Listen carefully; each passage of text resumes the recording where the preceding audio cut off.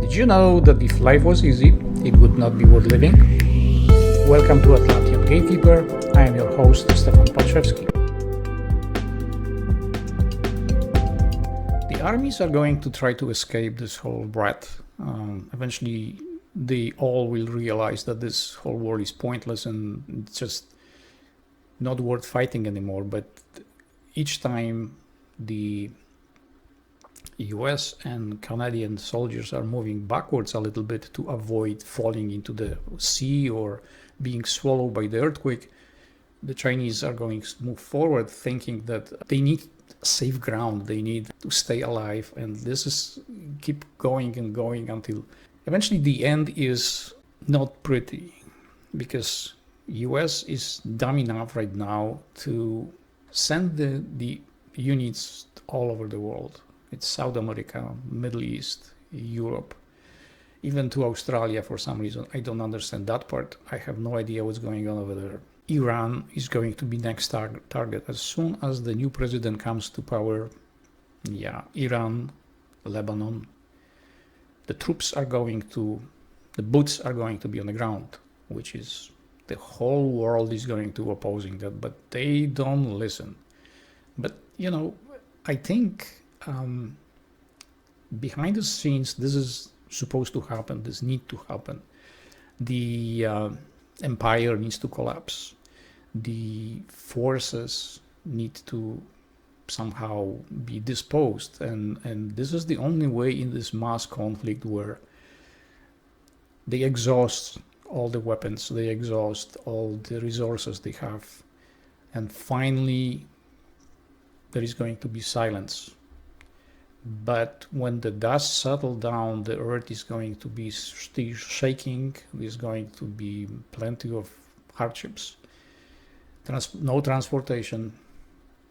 Planes are not going to fly.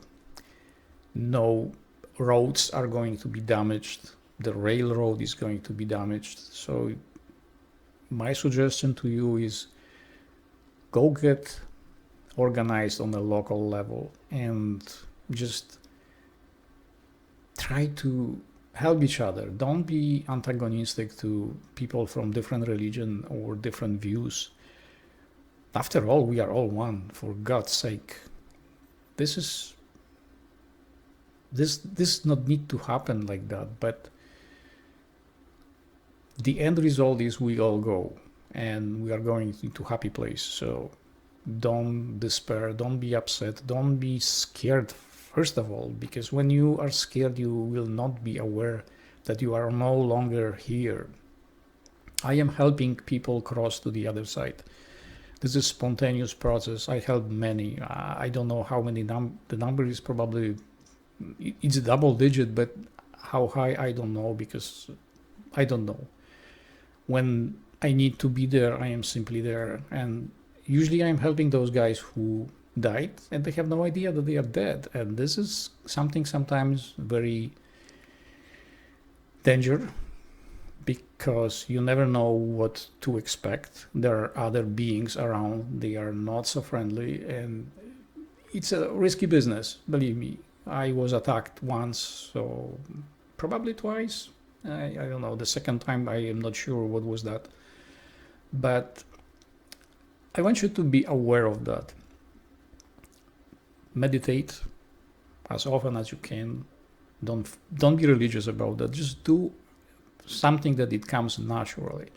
If you have free Saturday or Sunday, just wake up earlier, do a half an hour meditation. Just sit down, just quiet yourself, breathe, and relax.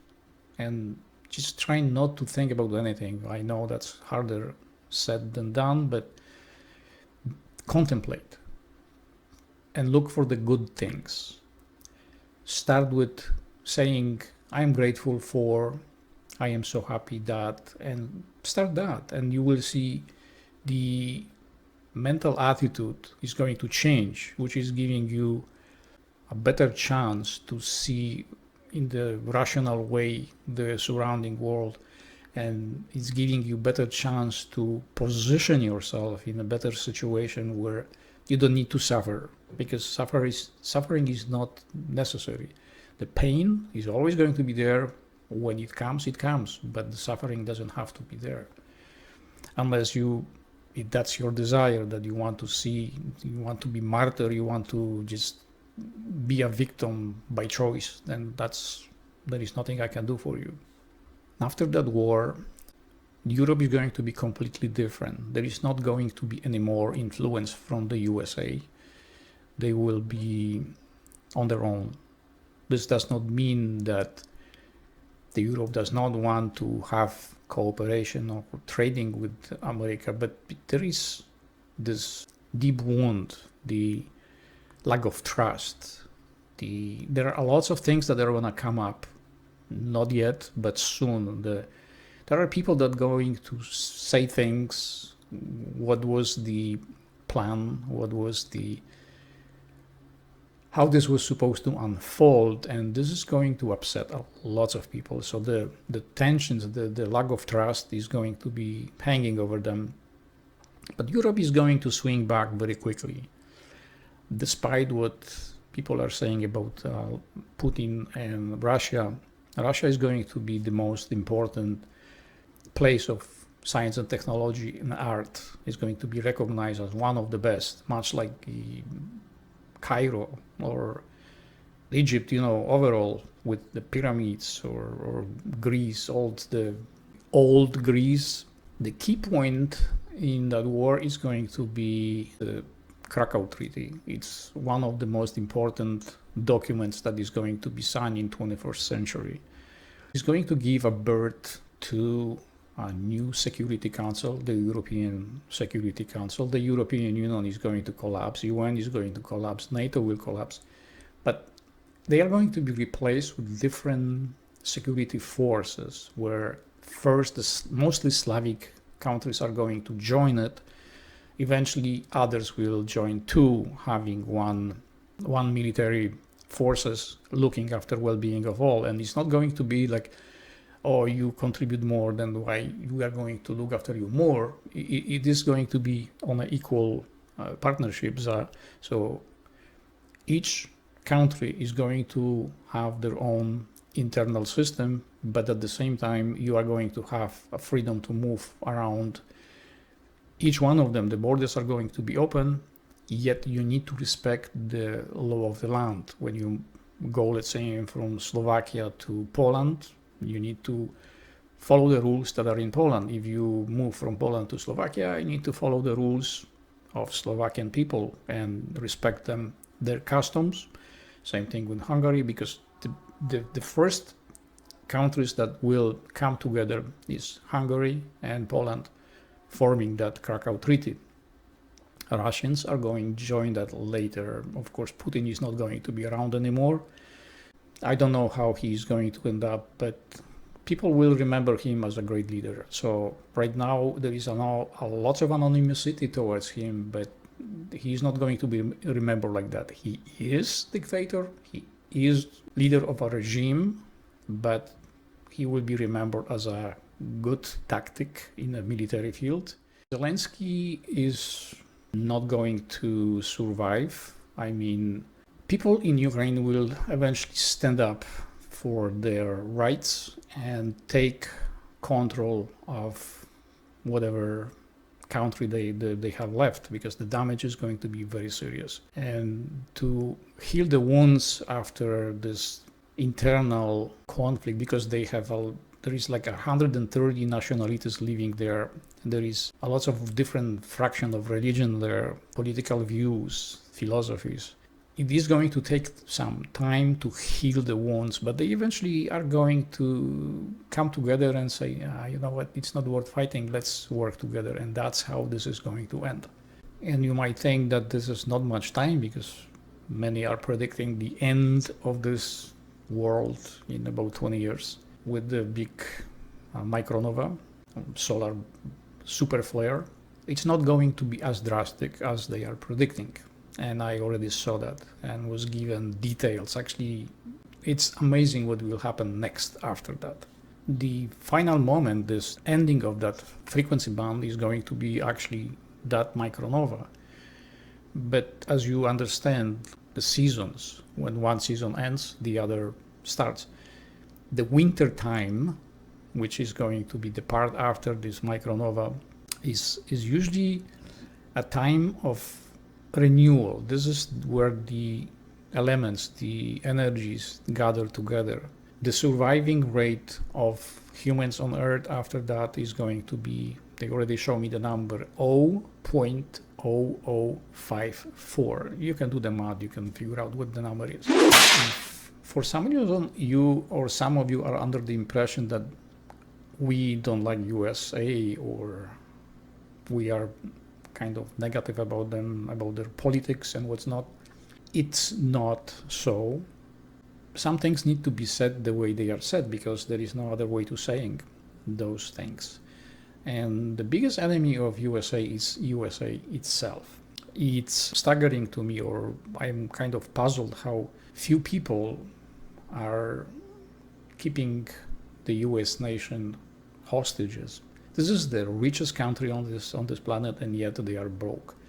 There are hundreds of trillions of dollars in debt. How that hell that happened?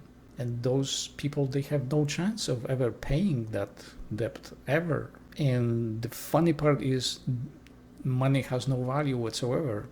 None, zero. That's why they call them currency. They have no value. The only thing they do, it's in the process of exchange. You can exchange for goods and services, for resources, but money has no value. But in the way they were trading this US dollar and oil, then somehow they tangled this with the resources, with promises, with deeds, and eventually it came up to such a humongous amount of debt that it's beyond payment. After this calamity, I would say, US is going to look much different. There is not going to be any more union. It is most likely going to be federation, where smaller amount of federations will form one country, but they are going to be very independent. The same thing goes for Canada. Canada it's almost broken already, and there is no chance that they will ever come together. Zero. In fact, when the ocean is going to split, I am not supposed, the Hudson's Bay and the Texas Gulf, it's going to be one waterway. It's going to be ocean. That's why this is going to be right in the middle, splitting this whole thing. Then up east, northeast, there is going to be land mass emerging from the water, but there's going to be very turbulent time. So Canadian and US are going to be split in the middle by ocean. I don't think it's going to be that much ocean. It's going to be more like I don't know. It's going to be not that wide, but it's going to really the waterways from Hudson's Bay all the way to the Texas Gulf. You can take a boat and go over there. Many of those geological changes I will touch in future episodes when appropriate, because I don't want to dump on you too much in one episode, because this is not necessary. This is not about the outside, the effects, the manifestations, the side effect of the mind. The product of the mind is whatever we see. I mentioned that a few times already. That would be it for today. And in the next episode, I will prepare something about the geomagnetic changes, atmospheric changes, the weather changes, the patterns. The days before the solar flare, people are interested how to prepare yourself to survive this thing. Well, since to some people this is important, they think that by doing something like digging holes in the ground, bunkers, caves, all kinds of tunnels, that provides safety for them. If you do not understand that this world is a product of the mind, then of course you will keep digging those holes. You do understand that the safety of you, the well-being of you, is up to you, not up to the hole in the ground.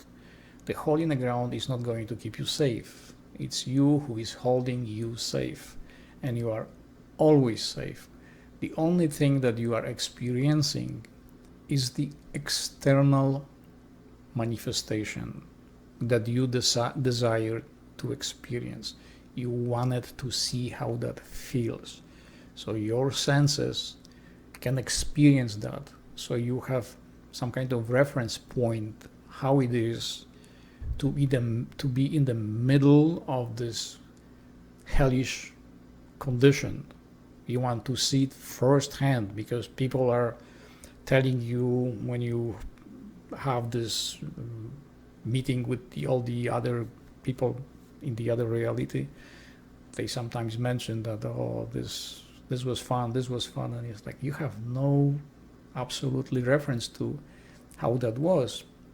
Then you want, no, I need to try this. I want to see how it is. I need to go to Earth. I need to experience this ending time so I can know how that feels. So that's why you are here.